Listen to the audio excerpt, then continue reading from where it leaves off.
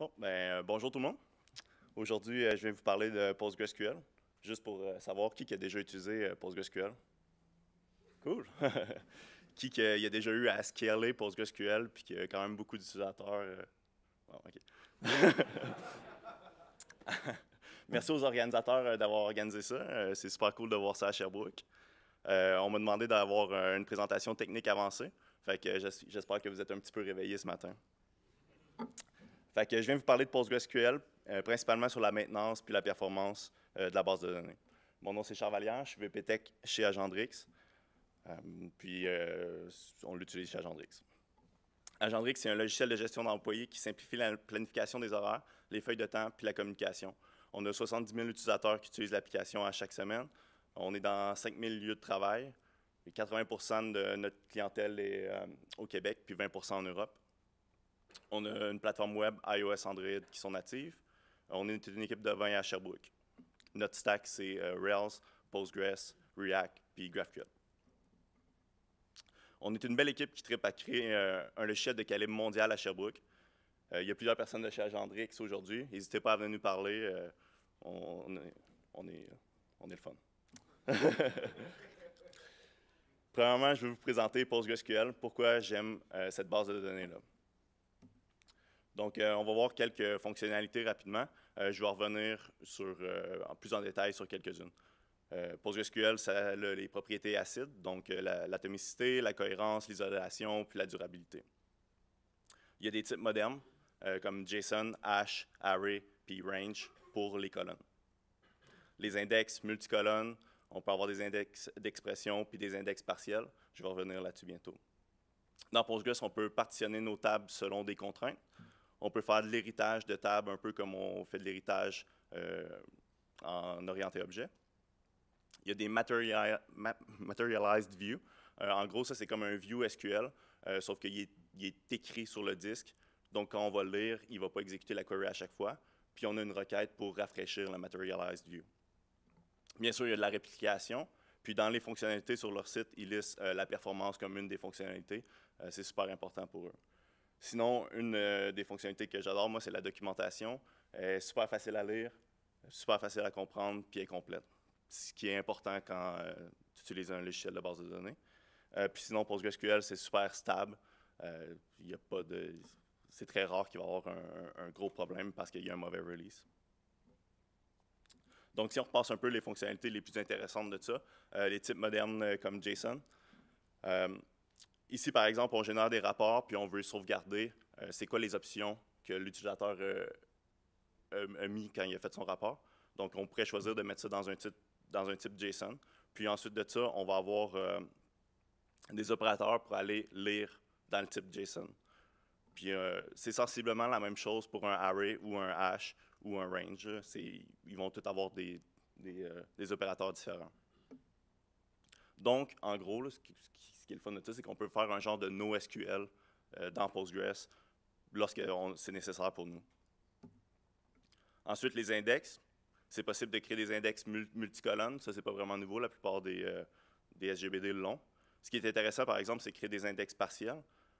Comme ici, on peut voir le deuxième souligné où c'est deleted at is null. Ça va nous permettre d'avoir des index qui sont plus petits, plus rapides, plus faciles à maintenir lorsque Postgres faut qu'il balance l'arbre ou des trucs comme ça. Les index aussi, on peut faire des index d'expression, comme à ma slide précédente, lorsque j'ai l'expression pour aller chercher l'option détaillée de mon rapport, je pourrais le mettre dans un index, puis lorsque Postgres va voir cette condition-là, il va aller chercher dans l'index.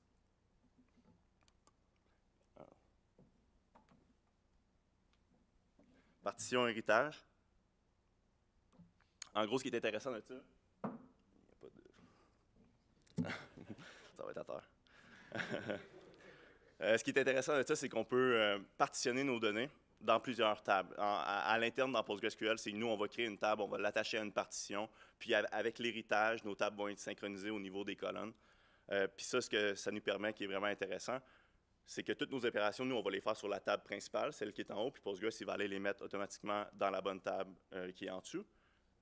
On pourrait dire, par exemple, moi, je vais faire une table sur les registres de mon application, puis je veux juste garder 6 mots de registre. Ça va te permettre de facilement faire un backup de qu'est-ce qui est plus que 6 mois, puis l'archiver, puis supprimer ta table. Comme ça, tu contrôles le size de ta base de données.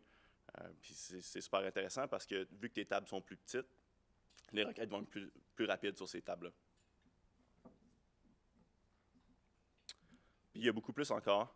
Il y a du support pour la géolocalisation, pour la cartographie, il y a du full text search. En gros, ce que je veux dire, c'est qu'il y a un système d'extension qui est riche. J'ai déjà vu une extension que, en gros, c'était un API JSON qui était dans une extension de Postgres. Je ne recommande pas de faire ça, mais c'est possible.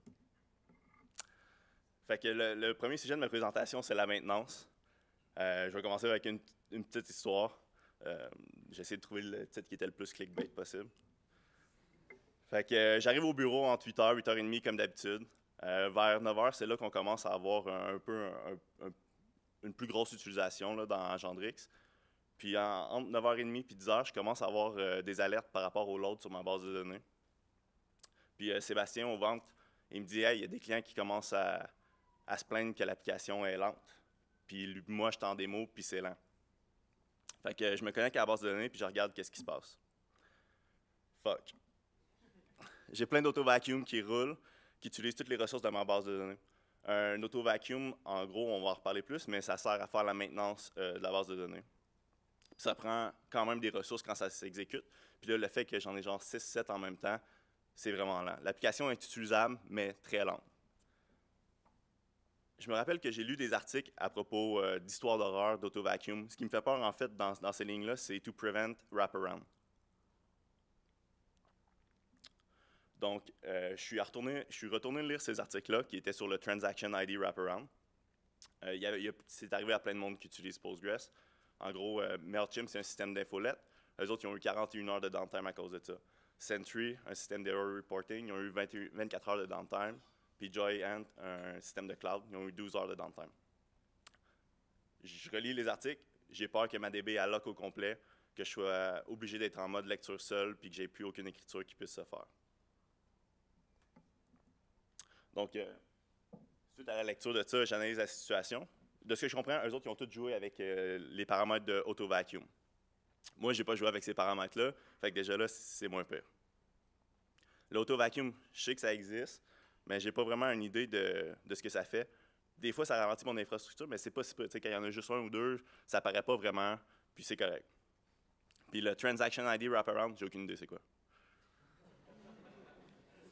Fait que pourquoi j'avais rien fait avant, même si j'avais lu les articles, c'est une question de priorité. Tout dans la vie, c'est toujours une question de priorité.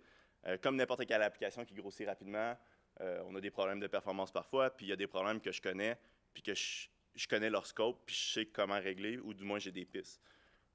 L'auto-vacuum, comme j'ai dit, c'était pas un problème jusqu'à ce moment-là, c'était une fois de temps en temps. Fait que pour clore l'histoire un peu, là, on était loin d'un wraparound. L'application elle a juste été lente pour quelques heures, mais ça m'a fait assez peur pour avoir à apprendre comment ça fonctionnait dans Postgres, puis c'est ça que je viens de vous parler aujourd'hui. Puis si j'ai un takeaway ou un conseil à dire de ça, c'est de toujours lire les post-mortem des autres compagnies.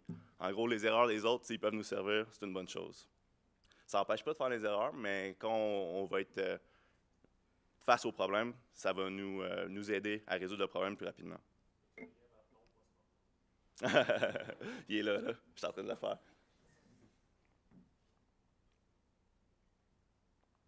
Fait que pour comprendre comment tout ça s'est arrivé, il faut comprendre comment PostgreSQL ça fonctionne à l'interne.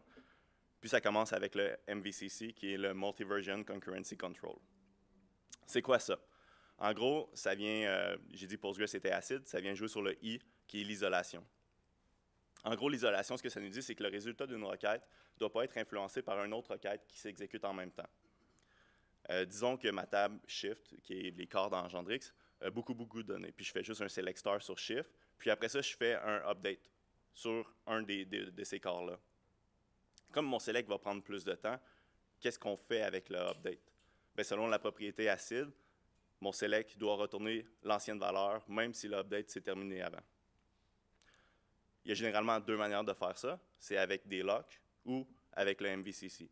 Avec des locks, je ferais, il n'y a personne qui peut écrire sur ma table tant que mon select n'est pas terminé. Mais ça peut créer beaucoup de ralentissement parce que tu as toujours plein de locks puis tu dois toujours ajuster tes locks. Puis le MVCC, ça réduit ça. Mais il y a des downsides, on va en parler. Donc, les règles du MVCC, rapidement, c'est chaque requête va voir une copie de la base de données à ce moment-là. Bien sûr, on ne fait pas un snapshot de la base de données à chaque requête. Puis pour que ça se passe, les types ne sont jamais modifiés. Donc, un update, ce que ça va faire à l'interne, dans PostgreSQL, ça va faire un insert. Là, quand je parle de type, je parle d'une row, un record, une ligne. Puis chaque requête va être associée à un transaction ID. Puis chaque version d'un type va aussi être associée à un transaction ID. Puis les requêtes, ils voient seulement les données avec un transaction ID qui est plus petit ou égal au leur. Donc, si on regarde un peu comment ça marche, disons que j'ai ma table ici. Là, il y a une colonne qui est cachée dans PostgreSQL, qui est le transaction ID. Là, je fais un update sur mon corps avec le ID 2. À l'interne, dans PostgreSQL, il va aller créer un nouveau type, puis il va y associer le transaction ID de la requête. Donc, lorsque je vais exécuter mes deux requêtes de tantôt, ma première requête va se faire associer le transaction ID 4001. Donc, elle va voir toutes les records qui sont plus petits ou égaux à 4001. Puis ma deuxième requête va se faire associer, par exemple, 4005. Donc, la première requête ne le verra pas. Une autre manière de le visualiser, c'est comme ça. La première requête s'exécute, elle voit tout ce qui est avant. La deuxième requête s'exécute, elle pourrait voir ce qui s'est exécuté aussi avant. Bien sûr, comme toutes les choses dans la vie, il y a des désavantages au MVCC. Le premier qu'on peut penser, c'est l'espace disque. Si je fais toujours écrire des rows, à un moment donné, j'aurai plus d'espace sur ma base de données. Puis, dans le fond, les tables vont grossir à l'infini. Le deuxième désavantage, c'est le Transaction ID Wraparound, ce qui est les histoires d'horreur. C'est que le Transaction ID, c'est un entier de 32 bits, donc il y a environ 4 milliards de Transaction ID possibles. Puis, quand on arrive à la fin, on recommence à 1. Donc, on peut s'imaginer que si je recommence à 1, j'ai déjà eu un Transaction ID qui était 2. Donc, quand j'étais à 1, j'ai des transactions passées qui sont dans le futur. Donc, il faut régler ce problème-là aussi. La solution à ça, c'est le vacuum. Le vacuum, dans l'état qui est à l'écran, c'est une commande manuelle qui va faire le ménage de notre base de données puis qui va régler les problèmes qu'on vient de voir. Maintenant, qu'est-ce qui se passe pendant un vacuum? Donc, considérons qu'on a une table interne qui ressemble à ça sur le disque. On peut voir qu'il y a des vieilles versions de données avec des vieux Transaction ID qui sont probablement plus jamais accessibles par aucune requête, puis qu'ils sont plus utiles. Parce que Postgres va toujours nous redonner la donnée la plus récente, fait que ça ne sert plus à rien de les avoir. On peut aussi voir que dans ma table, j'ai vraiment un gros écart entre le premier Transaction ID et le dernier. À ce moment-là, ce n'est pas problématique parce que c'est juste 400 millions, mais il faut quand même faire le ménage une fois de temps en temps pour ne pas arriver à la fin et dire hey, « j'ai 4 milliards de types à aller régler ». Donc, la première chose que Postgres va faire lors d'un vacuum, c'est qu'il va marquer le vieux espace comme réutilisable. Donc là, une fois qu'il est marqué comme réutilisable, il ne va pas l'enlever, mais il va juste le marquer comme réutilisable pour aller réécrire par-dessus. Là, je les ai enlevés pour la présentation pour que ça soit plus facile à lire, mais ils sont encore là juste comme on écrit par-dessus. Ensuite, la deuxième chose que Postgres va faire lors d'un vacuum, c'est qu'il va aller geler les vieux types. Un type gelé, ça veut dire un type qui est toujours dans le passé. Puis là, le 372 millions, lui, il n'a pas été gelé parce que le paramètre par défaut dans PostgreSQL, il va juste geler les types qui sont plus vieux que 50 millions. Donc lui, il ne serait pas gelé si on utilise les paramètres par défaut. Donc, si on retourne à notre problème de Transaction ID Wraparound, qui est la chaîne circulaire, si ma transaction courante, c'est 1, puis mon type qui a le Transaction ID 2 est gelé, ça veut dire qu'il est nécessairement dans le passé, donc la requête va le voir. La nouvelle règle, c'est les requêtes voient les données gelées, puis celle avec un Transaction ID qui est plus petit ou égal au leur. Donc, les paramètres qui nous permettent de contrôler un vacuum, c'est le freeze minimum age que je viens de parler, c'est 50 millions. Donc, à chaque fois qu'un vacuum va passer, il va juste geler les données qui ont un Transaction ID qui est plus grand que 50 millions. Donc, on va toujours avoir 50 millions de versions ou de transactions au début de notre table. Puis le deuxième, le paramètre par défaut, c'est 150 millions. C'est l'âge avant qu'un vacuum va commencer à geler les types. Donc, s'il y a une table qui n'a pas plus que 150 millions d'âge, le vacuum, il ne va pas aller essayer de geler les tubes, il va juste faire les autres choses qu'on va parler qu'un vacuum fait. L'autre chose qu'un vacuum fait, c'est qu'il fait faire un analyze. Ça met à jour les statistiques d'utilisation de la table. Le planificateur de requêtes va utiliser ces statistiques d'utilisation-là pour mieux planifier ses requêtes. Donc, c'est important pour la performance parce qu'il va savoir quel index utiliser, puis des trucs comme ça. Maintenant, on arrive au problème. La bête noire qu'il faut contrôler, c'est l'auto-vacuum. C'est un peu l'équivalent d'un Roomba, là. Parfois, il faut l'aider. Puis, en gros, un auto-vacuum, c'est un vacuum qui, selon certains paramètres de la base de données, va être déclenché automatiquement par PostgreSQL. C'est optionnel, mais c'est activé par défaut par Postgres pour justement que n'importe qui commence à utiliser la plateforme n'ait pas de problème. Les paramètres par défaut sont quand même bons. C'est assez pour éviter une catastrophe. Il faut juste comprendre comment ça fonctionne. Puis, par définition, vu que les paramètres vont être faits sur les transaction ID, puis les tubes qui sont morts, lorsque tu as un pic de usage, c'est là que tu vas avoir plus de chances de faire partir un auto-vacuum, mais c'est là que tu veux qu'il y ait le moins de chances qu'un auto-vacuum parte. Donc, c'est pour ça que c'est important de comprendre. Les paramètres qui contrôlent ça, c'est le freeze max age qui default à 200 millions, puis un scale factor qui default à 10%. 200 millions, ça veut dire que lorsque la table va avoir plus que 200 millions de transactions d'âge, l'auto-vacuum va automatiquement partir. Puis le scale factor, ça veut dire lorsque ma table fait lorsqu'il y a plus que 10% du size de ma table qui est des tubes morts, qui sont réutilisables, l'auto-vacuum va partir pour aller marquer cet espace-là comme réutilisable. Donc, un peu comment ça fonctionne si on le met en graphique. Disons que j'ai des tubes gelés, puis après ça, 400 millions, c'est mon dernier tube gelé, puis en ce moment, j'étais à 500 millions. Ça, c'est le minimum avant qu'un vacuum commence à geler d'autres tubes, parce que c'est 150 millions le paramètre par défaut. Ensuite, à 600 millions, je vais avoir un auto-vacuum qui va être déclenché. Donc, en résumé, entre 550 millions et 600 millions, ça serait un temps parfait pour moi pour contrôler puis faire un vacuum manuel pour éviter que l'auto-vacuum parte au milieu de ma journée quand tout le monde fait leur export de paye. Tout ça pour vous dire que dans le fond, la solution, c'est juste ça. Il suffit juste de faire... en général, la plupart des applications, ils vont avoir un peu un downtime. Comme nous, c'est comme la nuit. Comme j'ai dit, la plupart de notre clientèle, 80%, est au Québec. Fait que la nuit, à 1 h du matin, on a un auto-vacuum qui passe puis qui fait notre base de données au complet. Ça nous évite d'avoir des auto-vacuums qui popent en plein milieu de la journée. Puis, quand tout ça s'est arrivé, j'ai dû aussi me créer des outils comme cette requête-là. Elle me permet de voir c'est quoi les besoins de vacuum de mes tables, sont rendus où. Donc, le premier encadré, lorsqu'il dépasse 100, ça veut dire qu'un vacuum serait effectif sur cette table-là. Puis, on peut voir à droite, on peut voir que je suis en haut de 150 millions pour ces deux tables-là. Donc, un auto-vacuum serait pertinent. Puis, à 200 millions, ça serait là que l'auto-vacuum va partir. Puis malgré tout ce que je viens de dire, il y a quand même des possibilités que l'auto-vacuum y parte. Par exemple, le problème ici, c'est qu'on en a une table utilisateur, user, puis on veut sauvegarder la dernière fois qu'un utilisateur a été actif. Donc, c'est juste un timestamp qu'on met à jour lorsque ça fait plus que 5 minutes qu'un utilisateur a été actif, on le remet à jour au temps courant. L'affaire à ça, c'est qu'à chaque fois qu'on met à jour le type, PostgreSQL, il va en créer un nouveau à l'intérieur, puis ça faisait qu'à chaque 30 minutes, j'avais un auto-vacuum qui partait. Pour régler ce problème-là, c'est quand même simple. Qu'est-ce qu'on a fait? On sauvegarde ça dans Redis au lieu de sauvegarder dans Postgres. Puis en code, on va juste regarder est-ce que la valeur, elle existe dans Redis? Oui, on la prend dans Redis. Sinon, on va aller la chercher de Postgres. Puis à la fin de la journée, juste avant notre vacuum journalier, on va mettre à jour dans Postgres tous les timestamps de tous les utilisateurs qui se sont connectés aujourd'hui. Ça nous permet d'avoir des données à jour lorsqu'on veut faire des requêtes puis des rapports, mais ça ne ralentit pas pendant la journée. La deuxième partie que je veux vous parler, c'est les performances.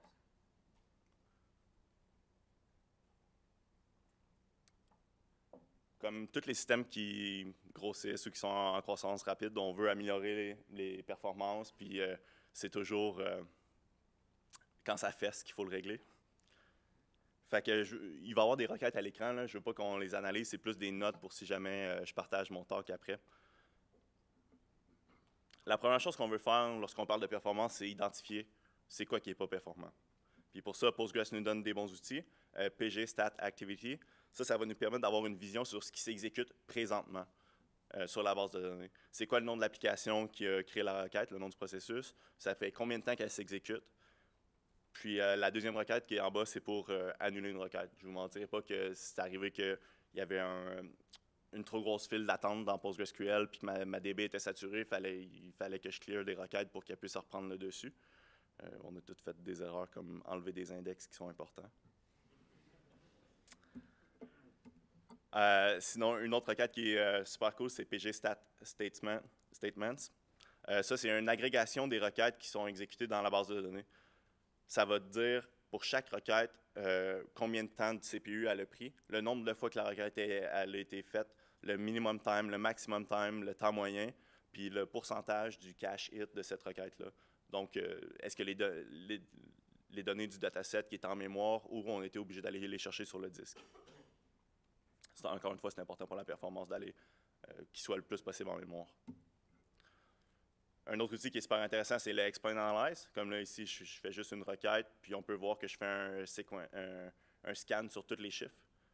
Donc, puis dans le fond, Postgres, il va passer chaque chiffre un par un pour voir est-ce qu'il match ma requête. Puis après ça, il va enlever toutes les tubes qui n'ont pas rapport. Pour régler ce problème-là, on va souvent créer des index. Des index, je pense que la plupart du monde savent c'est quoi, mais en gros, c'est juste un arbre en mémoire qui nous permet d'accéder rapidement à nos données. Il faut faire attention avec les index, il ne faut pas en créer à l'infini. Des index, ça va ralentir nos écritures parce qu'à chaque fois que je fais une écriture, il faut que j'aille l'écrire dans mon index aussi. Par contre, des bons index, ça va drastiquement augmenter la vitesse de nos lectures. Il faut avoir des index. Ce qui est important avec les index dans PostgreSQL, c'est le concurrently. C'est un mot-clé quand on crée un index. Si on n'a pas ce mot-clé-là, Postgres, par défaut, il va aller locker la table pour créer l'index. Donc, il n'y aura pas d'écriture qui va être possible. On ne veut pas que ça arrive dans un système qui est en production. Concurrently va nous permettre de créer l'index, même s'il y a des writes qui se font en même temps. Le désavantage de ça, c'est que ça se peut que l'index soit corrompu puis qu'il faut le delete puis le refaire, mais ça ne m'est jamais arrivé encore. Les index, ils peuvent être multicolonnes. Le but, c'est de se rapprocher le plus possible de nos requêtes pour que les requêtes utilisent seulement un index. Par contre, il ne faut pas mettre trop de colonnes non plus. Là, quand en haut de 4 colonnes, ça ne sert plus à rien, puis Postgres ne va jamais utiliser cet index-là. Puis, comme j'ai déjà parlé, les index partiels, le plus possible. Et écoute, si notre index peut être le plus petit, c'est plus rapide. Le minimum qu'on peut faire, c'est mettre des index sur les foreign keys qu'on va utiliser. Puis sinon, c'est par rapport à l'utilisation de l'application, les where. On veut tout le temps des index sur les where. Sinon, pour la performance, l'utilisation des replicas. C'est un concept qui est super simple. Je veux que toutes mes écritures soient sur le master, puis je veux que mes lectures soient d'un replica. Il y a juste un petit problème avec ça, c'est qu'il y a du replica lag. Ce qui arrive si on ne gère pas le replica lag, c'est que par exemple dans Engendrix, c'est quelqu'un qui va prendre un chiffre, il va le transférer à un autre employé, la page va rafraîchir, le chiffre va revenir de où il était avant, il va rafraîchir la page, puis le chiffre va repartir. Donc pour gérer ce problème-là, en fait, nous ce qu'on fait, c'est qu'aussitôt qu'il y a une requête qui fait une écriture, que ce soit un insert ou un update, on va envoyer un cookie de 5 secondes au client, puis ce cookie-là, il va dire stick to master. Donc toutes les requêtes pendant les 5 prochaines secondes vont être sur le master, puis après ça, ces requêtes subséquentes, ils vont être sur les replicas. L'autre chose qui est importante à savoir avec les replicas, c'est que ça prend du DB load. Le master, il faut qu'il envoie toutes les données à toutes les replicas. C'est facile à oublier. Puis on a fait l'erreur au début. On s'est dit, on va popper plus de replicas, ça va nous donner plus de concurrence, on va aller lire de plus de replicas. Finalement, on a scalé dans notre nombre de replicas, puis on a augmenté la capacité des replica servers.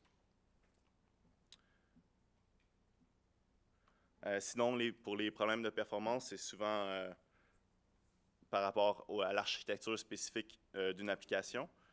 Donc, il n'y a pas de recette magique, il faut faire des tests. Par exemple, dans Engendrix, on a calculé plein de choses qui sont affichées à l'écran.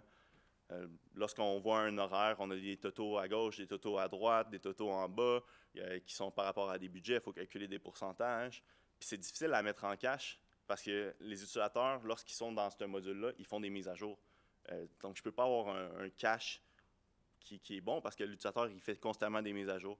Puis en plus, ce n'est pas tous les utilisateurs qui voient la même chose. Donc encore là, c'est difficile à mettre en cache. Puis il y a plein de fils disponibles. Le monde, ils vont filtrer plein de choses pour aller voir des subsets de l'horaire. Puis ils vont se promener de semaine en semaine, tout le temps. Puis mes agrégations sont par rapport à la semaine. Au début, lorsqu'on est parti à Chandrix, mon hypothèse initiale, c'était que j'allais faire le plus de computing sur la base de données. Donc, la plupart de ces agrégations-là étaient faites sur la base de données. Avec le scale à long terme, ça crée un peu une file d'attente parce que la base de données, il faut qu'elle compute toutes ces agrégations-là. Donc là, la nouvelle hypothèse, c'est on va faire des requêtes qui sont super simples, comme donne-moi tous les corps de la semaine, puis on va faire l'agrégation de ces données-là sur nos application servers. En plus, l'avantage de ça, c'est que j'ai beaucoup plus d'application servers que de database. Puis il coûte encore pas mal moins cher parce que, je sais pas, le gars de Genetech qui parlait du bill d'AWS, ça coûte cher. Ouais, Coveo. C'est ça. Oui, c'est ça. Donc, ça règle un peu les problèmes de faire les calculs sur les application servers, même si les requêtes sont plus simples et renvoient le plus de données, ça coûte moins cher. Puis au pire, selon mes tests, au pire, les performances sont égales, puis dans le meilleur des cas, sont meilleures, mais ça désengorge ma DB, donc c'est bon. Les migrations.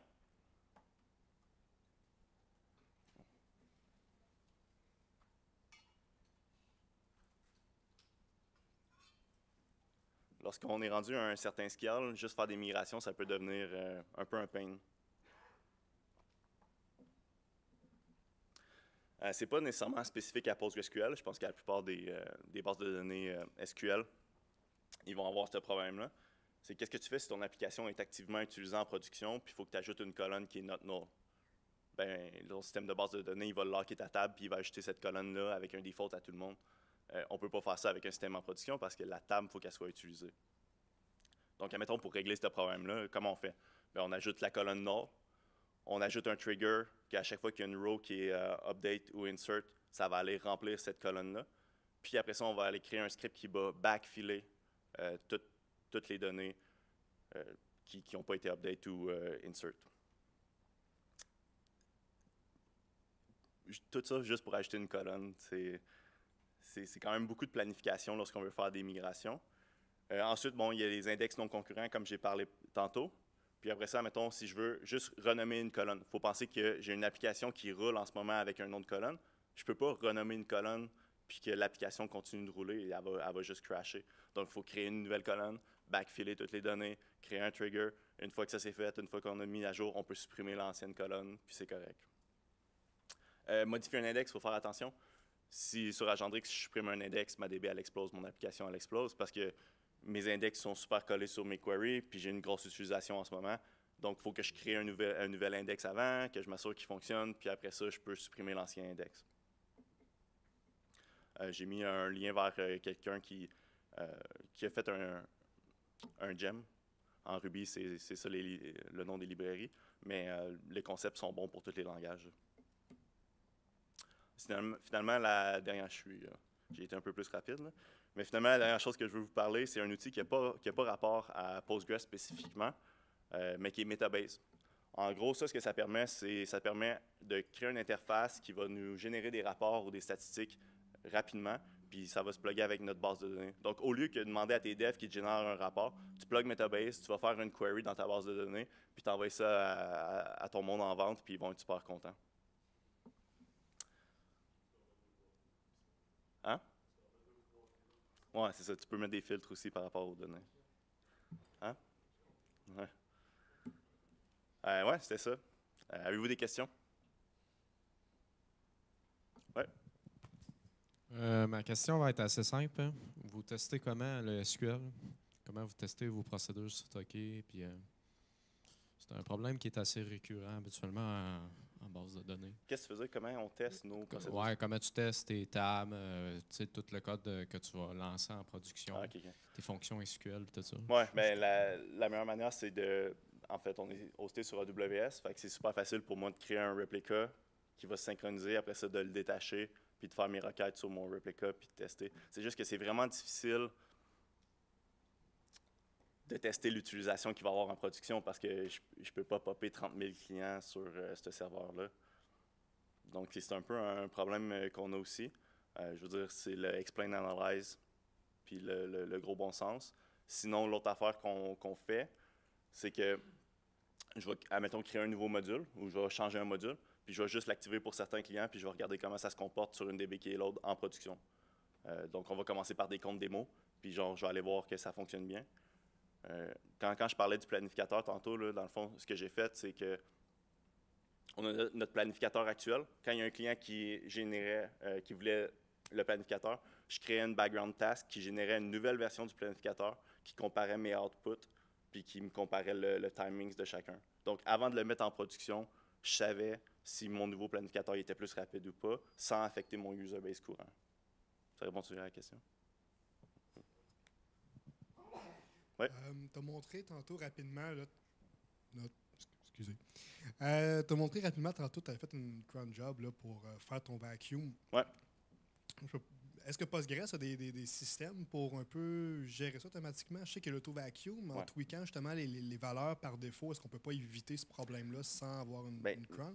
Le problème de l'auto-vacuum, c'est que les paramètres pour partir l'auto-vacuum sont par rapport au nombre de transactions puis par rapport au nombre de tubes qui sont morts.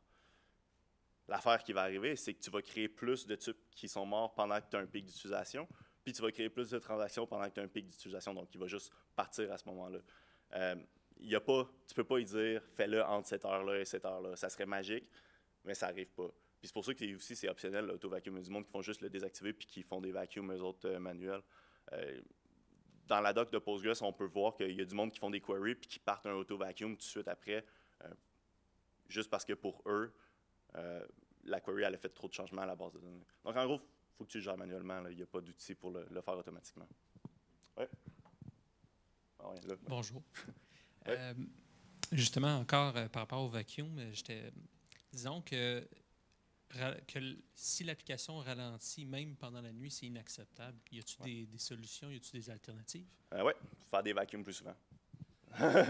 En gros, tu augmentes les capacités de ta base de données, puis au lieu de faire un vacuum de base de données au complet, tu fais des vacuums de table. Puis sinon, tu changes ton architecture, puis tu trouves des manières avec Redis de ne pas partir de vacuum. Il y a d'autres settings là, comme un fill factor, puis aussi tu peux gérer les paramètres d'auto-vacuum par table. Donc, si tu as des tables qui ça ne te dérange pas, qui prennent plus d'espace, puis de faire un vacuum une fois de temps en temps, tu peux le faire aussi. Tu peux aussi gérer, les paramètres ils vont jusqu'à par colonne. Là. Donc, il faut juste que tu comprennes les paramètres. Oui, ma question. Et tu disais que le plus qu'à 5 milliards, il va faire un wraparound. Oui.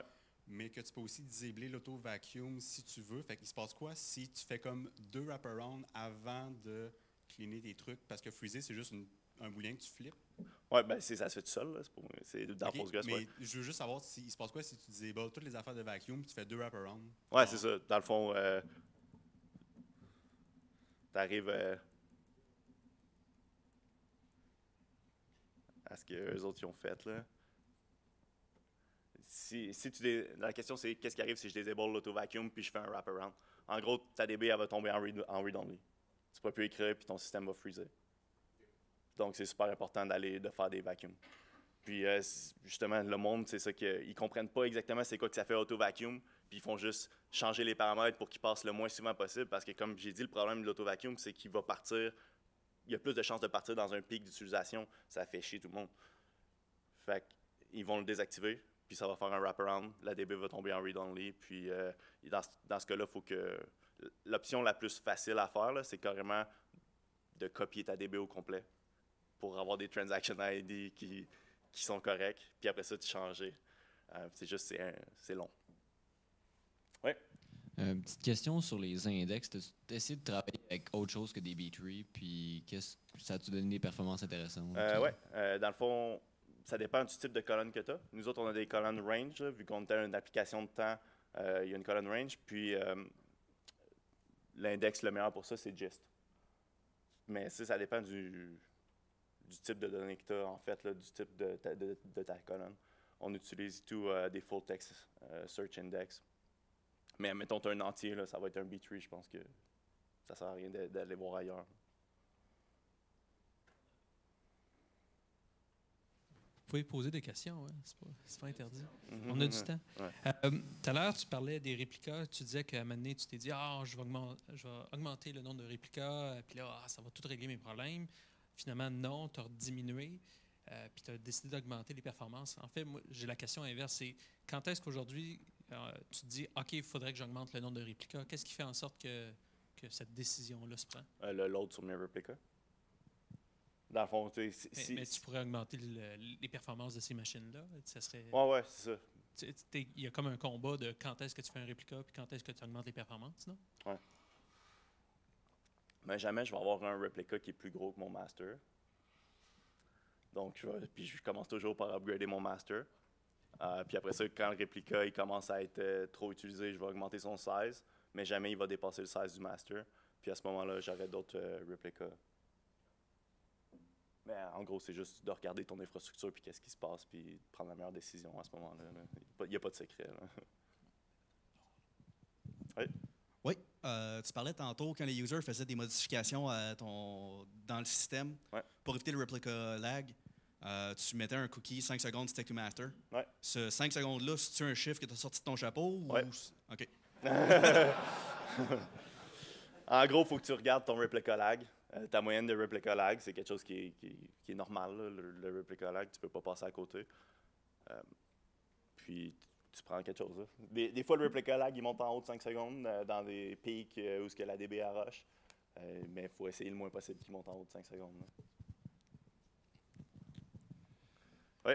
Yes, petite question rapide. Dans le fond, l'auto-vacuum, il n'y a pas manière juste de setter une priorité pour le déprioriser, en fait, là, qu'il ne puisse pas, s'il lock tout, c'est quand même un peu gossant. Non, il ne lock pas l'auto-vacuum. Il fait juste prendre des ressources qui vont ralentir ta base de données. OK. Fait que concrètement, tu scales verticalement, puis c'est pas mal ça. Tu n'as pas d'autre manière. Tu peux pas. Ben, tu gères ton vacuum à toi-même. Au lieu de.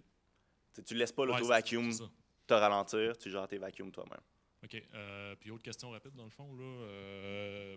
Pour ton load balancing, tu fais quoi? C'est-tu tout applicatif ou tu as un proxy en avant qui balance entre ton master et tes replicas? C'est applicatif. En fait, en Ruby, en Rails, on utilise une lib qui s'appelle Macara, qui va faire mon load balancing entre mon master et mes replicas. Puis c'est lui aussi qui va faire le cookie. Là. Moi, j'ai juste à setter 5 secondes, puis c'est good.